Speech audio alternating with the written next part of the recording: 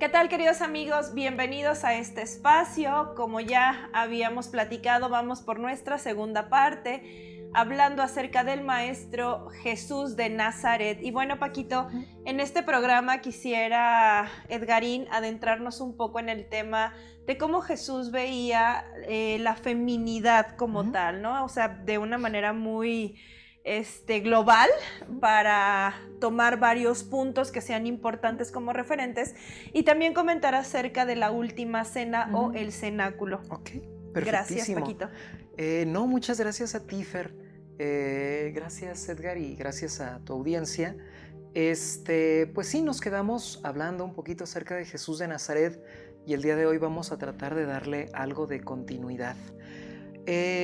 Bueno, primero me gustaría enfatizar que efectivamente Jesús, como personaje histórico, se nos presenta como un reivindicador de la figura femenina, sobre todo en los dos contextos en los que a él le tocó vivir. Por un lado, el contexto judío y por otro lado, el contexto romano. Los judíos, por tradición, pues son un pueblo, no quisiera llamarlo así, pero no encuentro otra palabra, que están dirigidos por la figura masculina, ¿no? Hay un patriarcado muy robusto y muy sólido que nosotros encontramos desde el pacto de Abraham con Yahvé. Hay que recordar, por ejemplo, que en el Génesis se nos cuenta que el patriarca Abraham estaba casado con una mujer que se llamaba Sara, y ellos dos pues deseaban tener un hijo, pero a causa de la esterilidad de Sara era un objetivo que no podían lograr.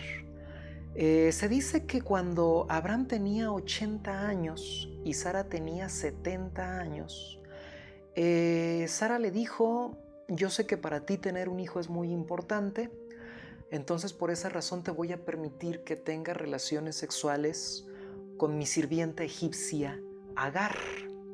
Y entonces Abraham tiene relaciones sexuales extramaritales con una sirvienta y ahí engendra su primer hijo, que se llama Ismael. Luego, por razones obvias, Sara, la esposa, y Agar, la sirvienta, salen mal. Sara termina expulsando a Agar y a su hijo Ismael del territorio de Hebrón, que era donde ellos vivían, y posteriormente, por obra e intercesión de Yahvé, Sara logra quedar embarazada de Abraham, y el hijo al que Sara da luz recibe el nombre de Isaac. Solamente para poner un poquito en contexto, los judíos ven a Isaac como su padre fundador y los árabes, los musulmanes, ven a Ismael como su padre fundador. Desde ahí viene ese conflicto que se extiende hasta nuestros días, por ejemplo, en el territorio de la Franja de Gaza, ¿no? Unos son hijos de la ilegítima, digamos, los árabes, y los otros son hijos de la mujer legítima. Pero creo que desde ahí ya se ve, ¿no?, como la mujer que tiene la función de satisfacer las necesidades masculinas. Y eso es algo que se perpetúa en la tradición judía, que se extiende en la tradición judía. Entonces Jesús venía de ahí, venía de ese pueblo. Los romanos no eran muy diferentes. También en el derecho civil romano, los romanos, insisto, son los creadores del derecho civil. Los varones tenían claramente derechos y tenían prebendas y tenían privilegios que la mayoría de las mujeres no tenían. Era algo que estaba perfectamente normalizado. Entonces digamos que Jesús de Nazaret está en medio de dos círculos donde la figura masculina claramente se impone sobre la figura femenina. Sin embargo, el testimonio que él da de su vida es, insisto, el de la figura de un reivindicador de la mujer. Podríamos desglosar este tema de una forma minuciosa. Yo, les soy honesto, me pongo muy nervioso frente a las cámaras, entonces a lo mejor solamente voy a dar algunos pequeños picotazos. Pero por ejemplo, lo primero que se me ocurre es la relación que tiene Jesús con su propia madre. No, me parece que eso es lo primero que llama la atención de cómo Jesús respetaba a las mujeres. Sí. En los evangelios, en Mateo, Marcos, Lucas y Juan, todos coinciden, Jesús era un hijo muy amoroso, Sí. ¿no? Con su madre sobre todo. Y voy a hacer un paréntesis, Paquito, perdón, también mencionarles que Jesús, bueno, al crecer con María, su madre, y Sí. María Magdalena, eran mujeres de una gran sabiduría, ¿sí? No solamente de la sabiduría tradicional, sino venían de una sabiduría milenaria. ¿A qué me refiero con esto? Que ellas sabían muy bien el manejo de las plantas. ¿Te acuerdas que mencionábamos el programa pasado donde decíamos que Jesús, pues bueno, para ser un chamán o un sanador, sí, eran médicos, aparte, bueno, también tenía el poder de la palabra, que era la sanación a través de, pero María Magdalena y María Madre de Jesús tenían, en algunos datos se conoce como la escuela de Isis, que era una escuela para puras mujeres, y donde se daban esta contención para entre ellas poder sanar, que hoy en día a lo mejor está un poco malentendido o distorsionado este tema, porque creen que un círculo de mujeres es yo voy y me meto como en el tema de la queja, el chisme, el juicio, que fulanita me cae bien, que fulanita me cae mal. No, o sea, no va por ahí. El sentido de un círculo de mujeres para sanar es tener la empatía, primero de observarte tú como persona, como ser humano, ver cuál es el tema de tu dolencia, vamos a llamarlo así, ¿no? O el tema que a ti te está en este momento conflictuando, y que no lo lleves al exterior, sino que lo veas en ti y que desde ti surja esta sanación, porque nadie va a ser responsable de tu sanación más que tú misma, llamándole desde un tema emocional, un tema mental, un tema energético o, en su defecto, un tema fisiológico, ¿sí? Porque finalmente todas las enfermedades se ha comprobado, y no porque se diga como tal científicamente, porque a veces es como darle ese poder, no es que está científicamente comprobado. Simplemente tus emociones que tú manejes van a ser el detonante para cómo va a estar tu vida en este momento. Si yo estoy viviendo una depresión, si estás con alguna carencia, si estás con cierto estrés, pues en algún punto puede afectar o tu corazón, o tu pulmón, o tu hígado, Entonces, retomando el tema de las mujeres, al crecer también Jesús de Nazaret con toda esta sabiduría y con grandes mujeres, porque realmente eran mujeres de mucho conocimiento, y que también pues todo era congruente, ¿no?, a lo que ellas hacían y a lo que ellas comentaban, porque realmente eran temas muy profundos que se pueden tomar de mayor profundidad, pero que, bueno, no queremos como que distorsionar tanto el tema ahorita, pero sí mencionar este dato importante, Paquito, porque justo ahora u hoy en día, para eso sirve un círculo de mujeres realmente, para que tú escuches, para que tú contengas, no contengas lo de los demás, ¿no?, sino lo escuches, te sanes a través de la palabra de cada una de las mujeres que va tomando la medicina. Y digo medicina no necesariamente de una medicina sagrada, la medicina se le llama la palabra, de tomar la medicina y entonces tú poderla transformar para tu beneficio y obviamente el de tu colectivo femenino. Sin duda. Yo creo que en la misma personalidad de Jesús de Nazaret se observa claramente el contacto tan estrecho que tuvo con estas mujeres sabias, por la sensibilidad. Me da la impresión que las mujeres educan en otra sensibilidad. Sí. Jesús de Nazaret en ese sentido no era el judío típico o el judío clásico, que, insisto, por el hecho de ser hombre, por el hecho de ser varón, consideraba que tenía mayores privilegios que sus homólogas mujeres. Claramente en el comportamiento de Jesús de Nazaret se aprecia una sensibilidad, podríamos decir, más suave, de mayor cuidado, de mayor delicadeza y de mayor tacto, sí, que se explica desde ahí, desde su crianza con mujeres de esta categoría.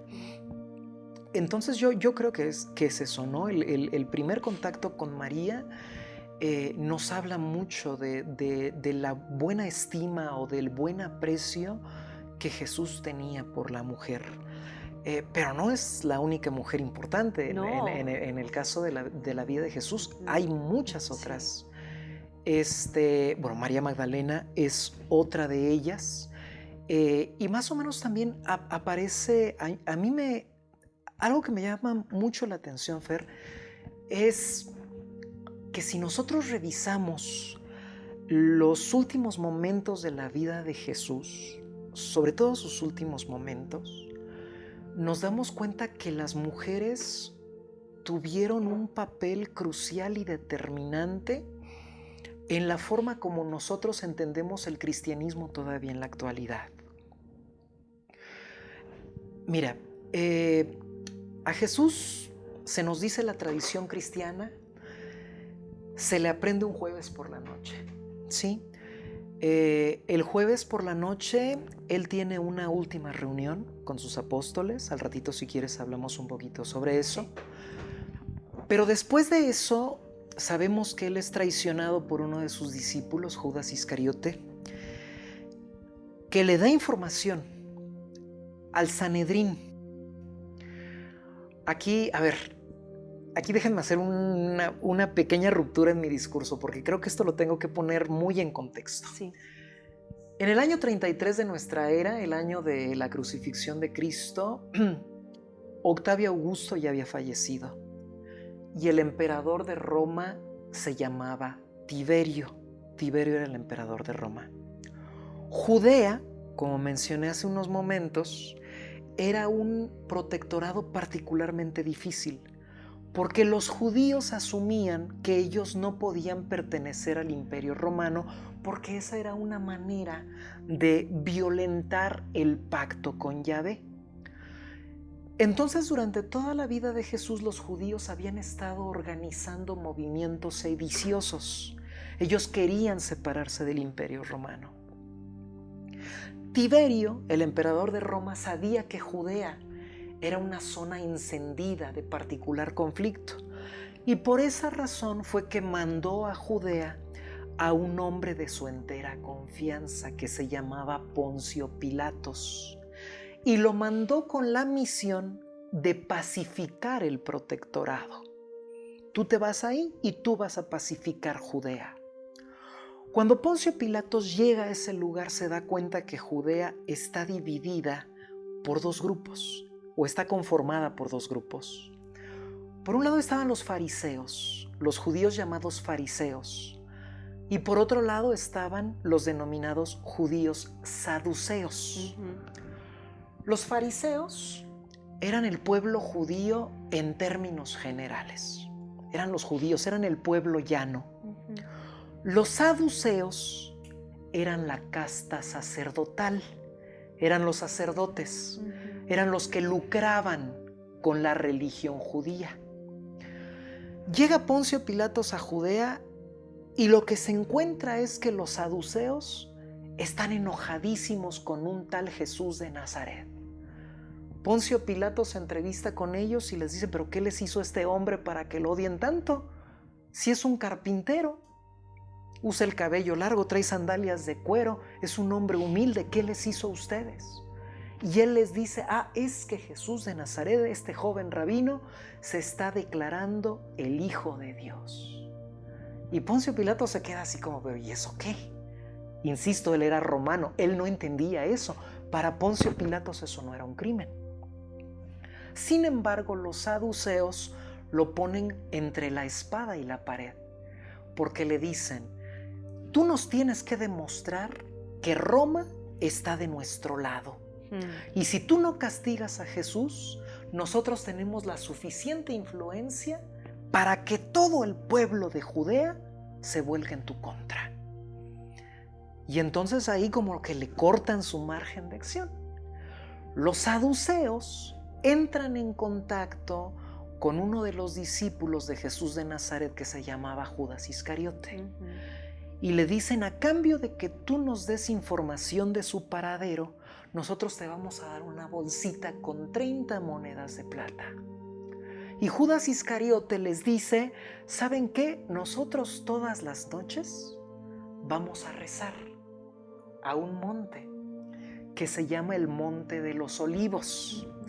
Y en el Monte de los Olivos nos gusta un jardín en particular, que se llama el Jardín de Getsemaní. Y el día de hoy, jueves, vamos a hacer una pequeña cena y después de ahí vamos a ir a ese lugar a rezar. Jesús de Nazaret, retomo lo que estaba diciendo hace un momento, va con sus discípulos al Jardín de Getsemaní y en ese lugar llegan personas del Sanedrín. El Sanedrín era el grupo conformado por los saduceos y lo aprenden con lujo de violencia. Los evangelios dicen que a Simón Pedro se le suele representar con un cuchillo, porque insisto, él era pescador y en el mar de Galilea, cuando pescaba los peces, con ese cuchillo les quitaba las escamas. Entonces Pedro siempre llevaba su cuchillo. Cuando ve que los integrantes del Sanedrín vienen por Jesús, él saca su cuchillo de pescador y le corta una oreja a uno de ellos. Y los evangelios dicen que la oreja de esta persona se cae al piso.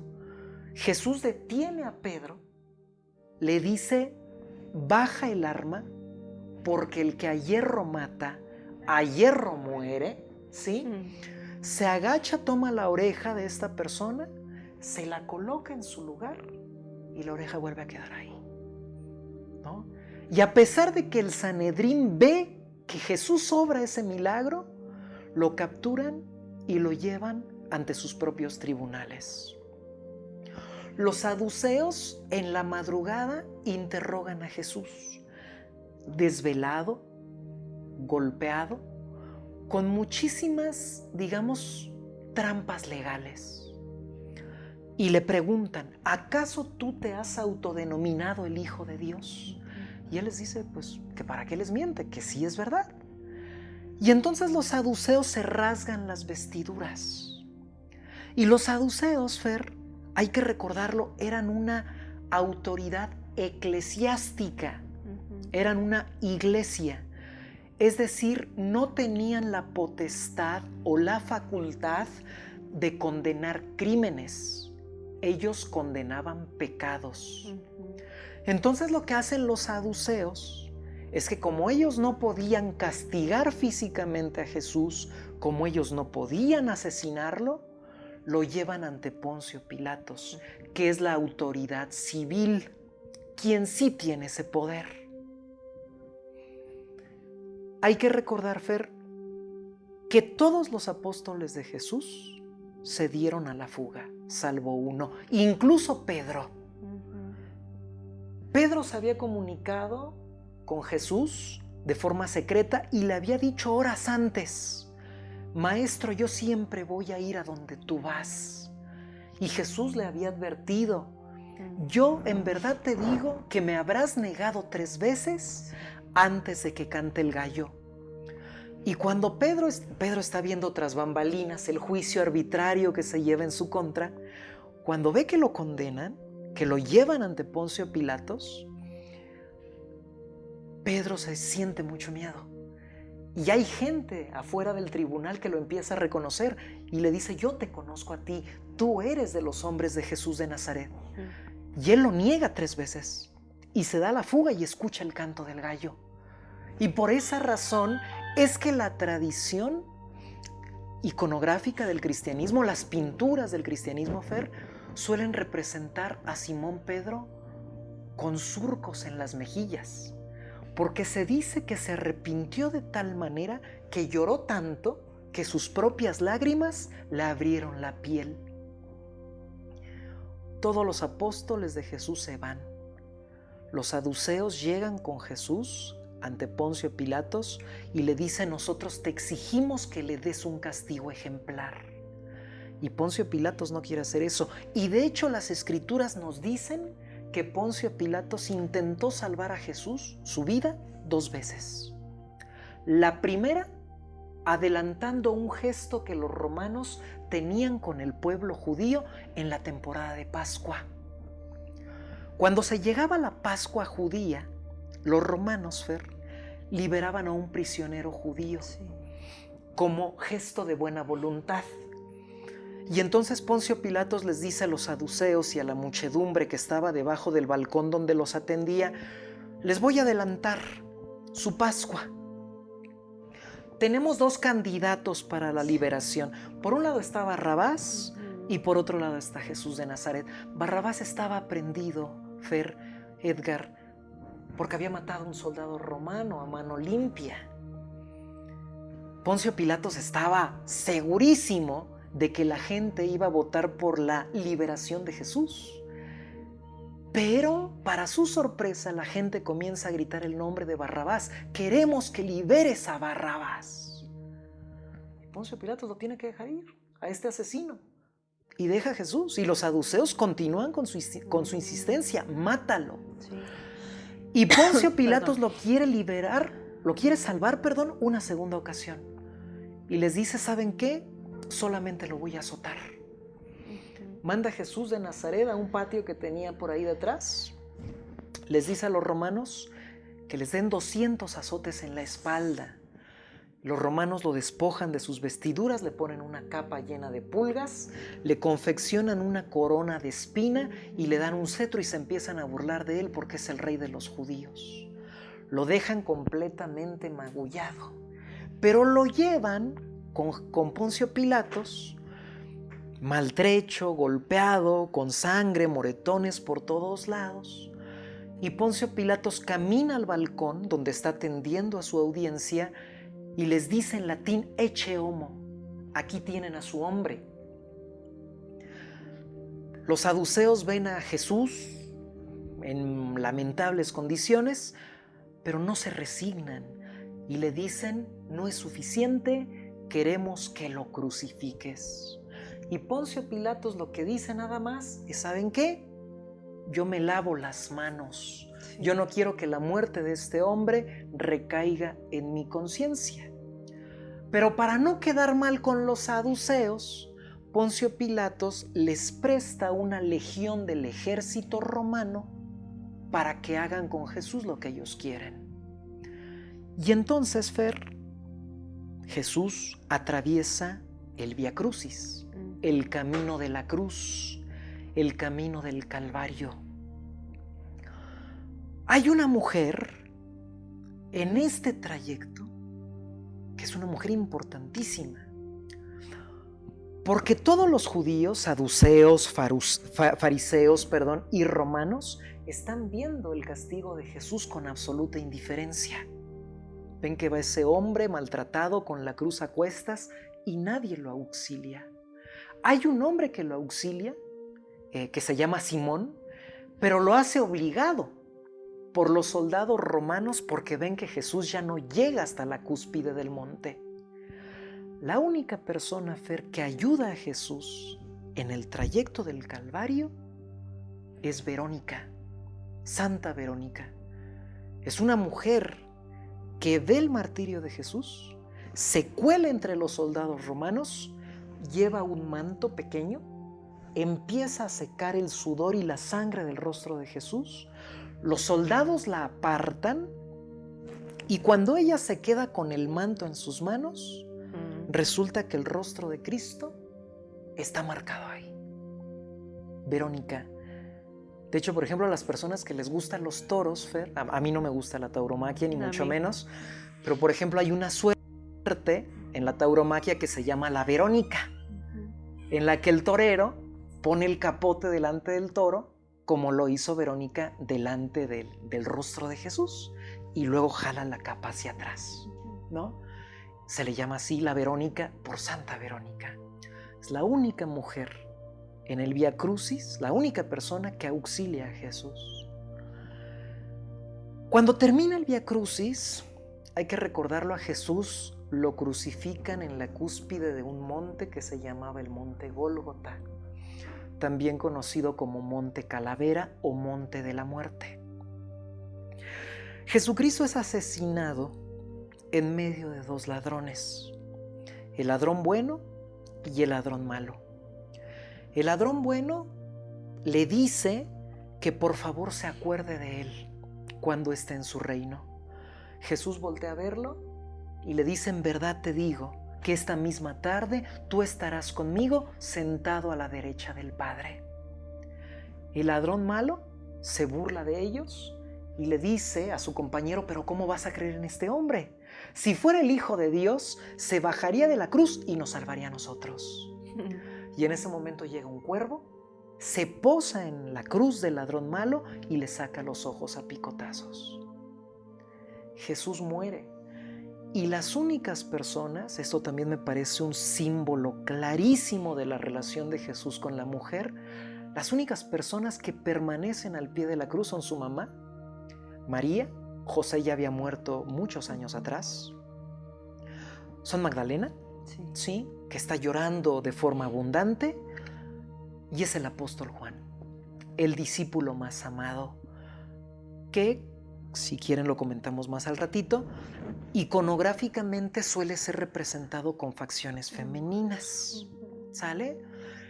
Son los únicos que permanecen leales a Jesús. Jesús muere. Uno de los centinelas, de los centuriones romanos, le atraviesa un costillar, el costillar derecho con la lanza. Este soldado se llamaba Longino, ¿sí? La lanza de San Longino. Después la Iglesia Católica lo santificó, San Longino. Esa herida solamente fue para comprobar si Jesús ya había fallecido. Se dice que cayó una tormenta, la gente se tuvo que disipar, y apareció un judío piadoso posteriormente que se llamaba José de Arimatea, que ayudó a estas 3 personas a bajar el cuerpo de la cruz y les ofreció además un pequeño espacio para que le dieran sepultura. Jesús estuvo ahí la noche del viernes, todo el sábado, que se llama el sábado de gloria, y el domingo por la mañana tuvo lugar la clave o el episodio central de todo el cristianismo, que es el triunfo de Jesús sobre la muerte. El domingo de resurrección. Jesús resucita. Jesús pasa unos días predicando su verdad. Hay algunos apóstoles que le creen, tan solo en cuanto lo ven. Hay otros que no le creen. El escepticismo de Santo Tomás es proverbial, ¿no? Sí. Hay un dicho que dice: yo como Santo Tomás, hasta no ver, no creer. Sí. ¿Por qué? Porque cuando Jesús llega frente a Santo Tomás, Tomás lo ve así, herido, pero no da crédito. Y le dice: Señor, ¿puedo yo tocar tu herida? Y entonces le dice Jesús: pues toca. Y Tomás mete sus dedos en las llagas de Jesús. Y es hasta ese momento que él cree.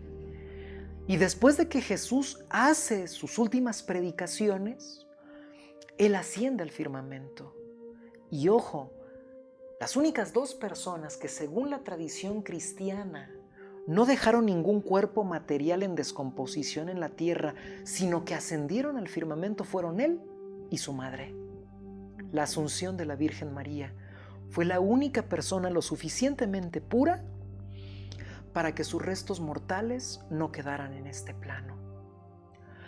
Y de ahí en más, Fer, podríamos sacar muchísimos ejemplos de cómo Jesús consideraba a las mujeres. Sí, también es importante mencionar, Paquito, en el cuadro que se tiene representado de la Última Cena, porque también ahí es una clave, ¿no?, de cómo nos habla acerca de las mujeres tan cercanas a Jesús, y justo aquí va el tema del discípulo Juan. Sí, efectivamente. Pero algo que me gustaría aclarar, Fer, es que la Biblia que nosotros conocemos es una Biblia que empieza a adquirir su forma en el siglo IV de nuestra era, más o menos 400 años después de la muerte de Cristo. Sí. La persona que determina los libros que se incluyen en la Biblia, la palabra Biblia quiere decir conjunto de libros, es un hombre que se llama San Jerónimo de Estridón. Jerónimo de Estridón. La Iglesia posteriormente lo santificó. Él es el que dice qué libros entran dentro de la Biblia y cuáles se quedan fuera. Pero en los tiempos de Jesús y en los siglos inmediatos posteriores, había muchos otros libros que hablaban de él. En ese sentido, Fer, nosotros conocemos solamente 4 evangelios, que nosotros conocemos con el nombre de los evangelios canónicos. Sí. Es decir, los evangelios que fueron avalados por Jerónimo, Jerónimo de Estridón. Pero también están los evangelios apócrifos, que son textos igualmente legítimos.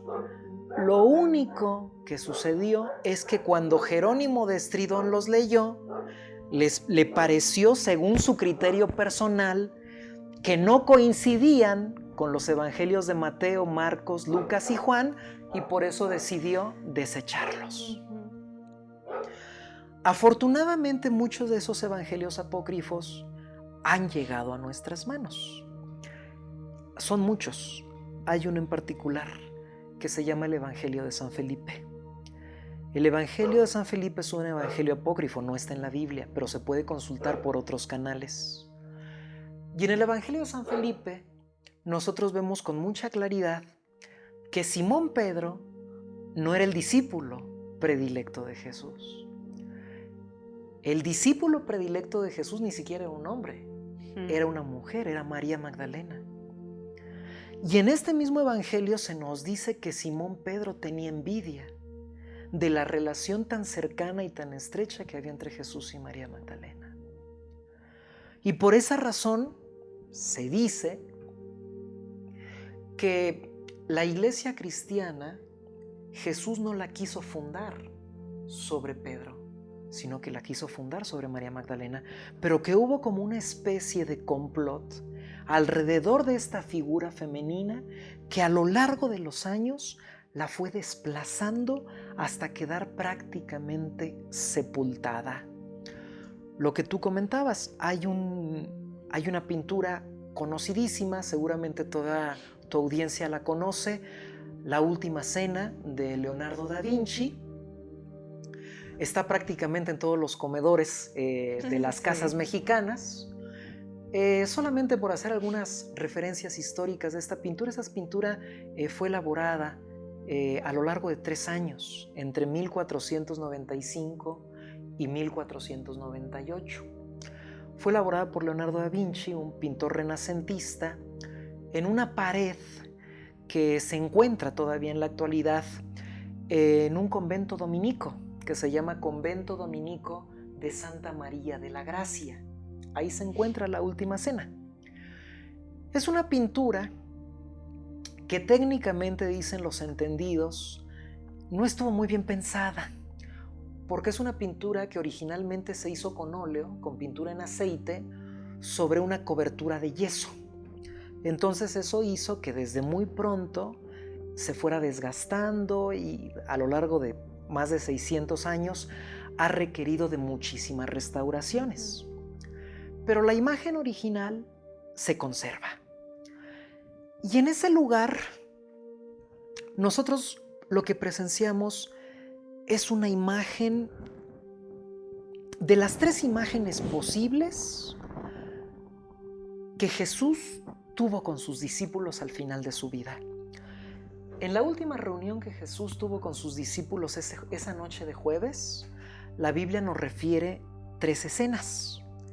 La primera es cuando Jesús lava los pies de sus discípulos y les dice: esto que yo hago con ustedes es lo que yo quiero que hagan con todo el mundo, servir al mundo.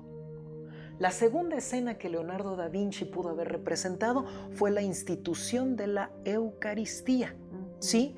Que de hecho es básicamente lo importante en esa noche, cuando Jesús les da a sus discípulos su sangre y su carne. Pero lo que Leonardo da Vinci quiso representar en lugar de esas 2 escenas fue el momento del aviso de la traición. Cuando Jesús les dice: uno de ustedes me va a traicionar. Y si nosotros vemos a las figuras que rodean a Cristo, todos están consternados. De hecho, Judas Iscariote está al lado izquierdo de la escena, sentado, está echando el cuerpo hacia atrás y con el antebrazo derecho está derramando la sal. Porque en la cultura popular se dice que si tú derramas la sal, prácticamente estás condenado. Junto a Jesús, supuestamente está el discípulo Juan, el discípulo más amado.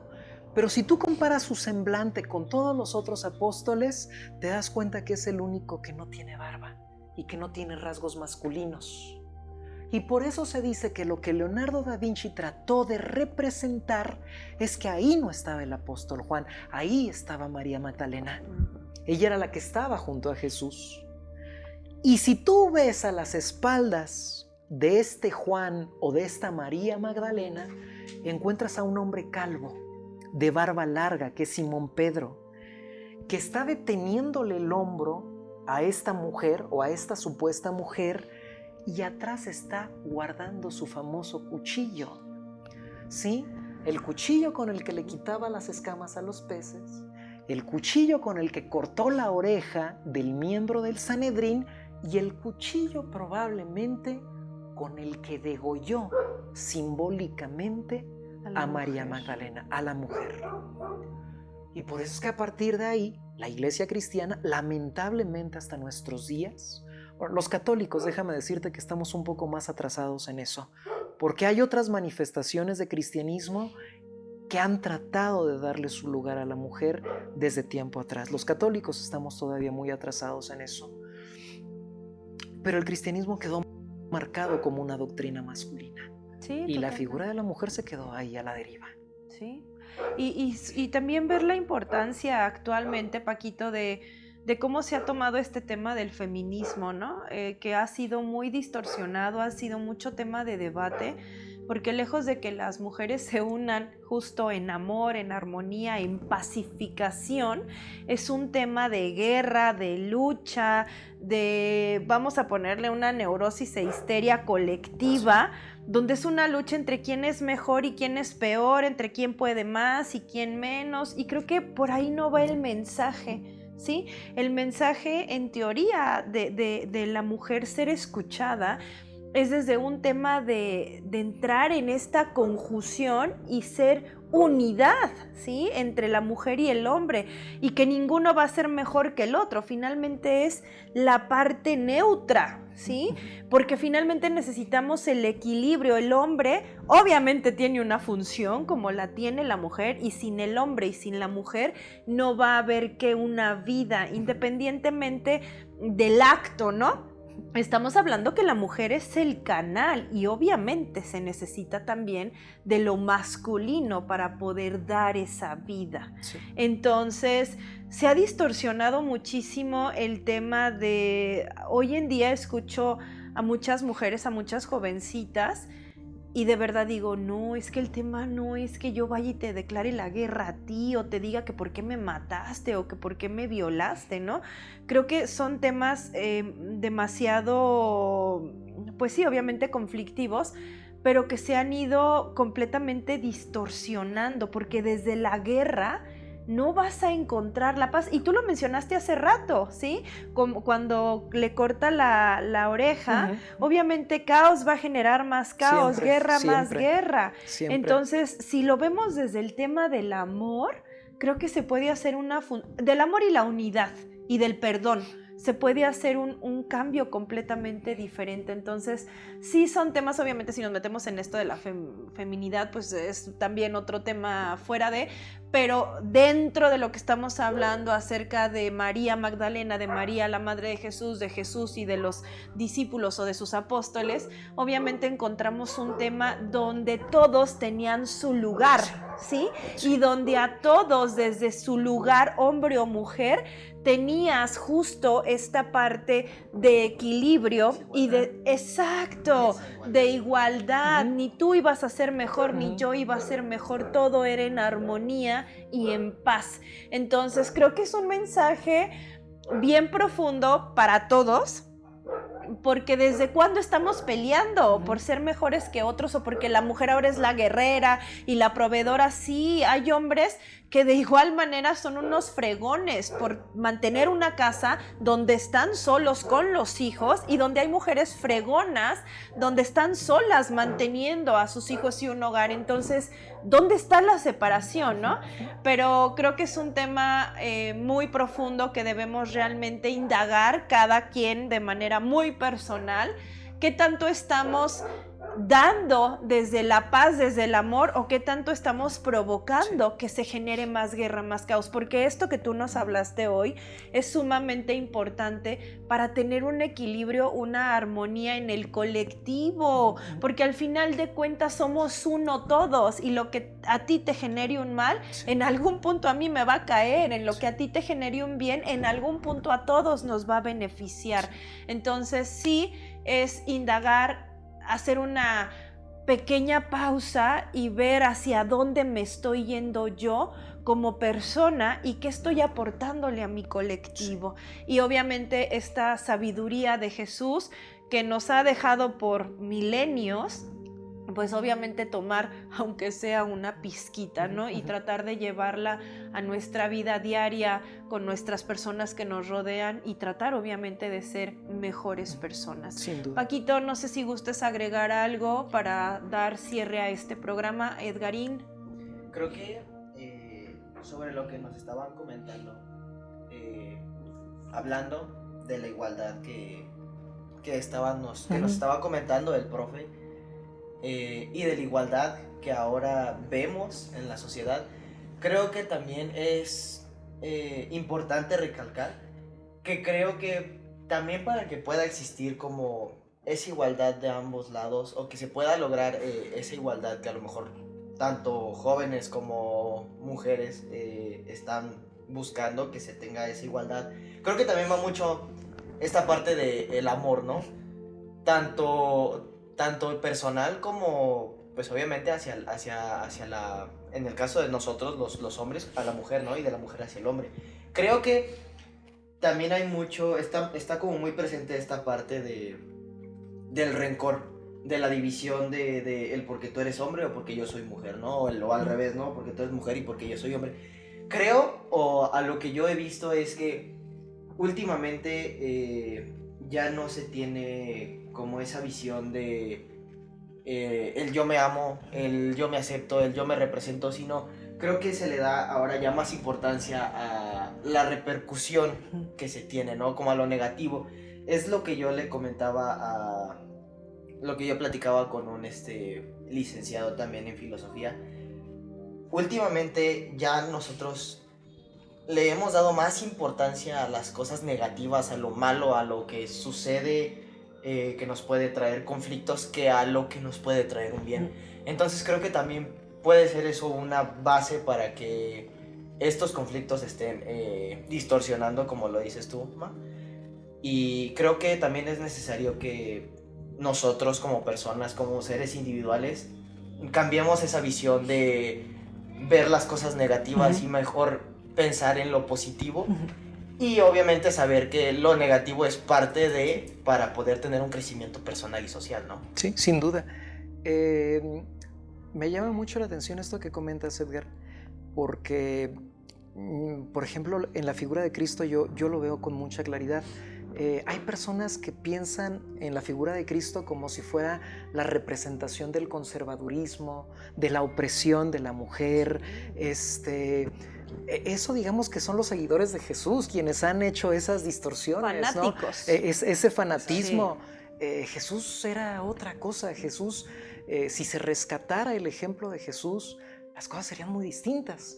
Ese famoso pasaje donde Jesús les dice a sus discípulos y a una audiencia que está ahí escuchándolo, si tu ojo te sirve como motivo de pecado, sácatelo y échalo afuera, ¿no? O sea, el hecho de que tú veas a una mujer bonita, a una mujer lo que sea, no te da ningún derecho sobre su cuerpo, ¿no? Jesús era de verdad era un defensor de los derechos de la mujer, y creo que esa faceta, ese lado de su personalidad, ha quedado de alguna manera pues tergiversado, distorsionado por esto que tú señalas, ¿no? Es como la idea de que ahora prevalece más lo negativo, que ni siquiera se encuentra en el cuadro original, pero que por alguna razón ahí está presente y eso es lo que nos oculta, ¿no?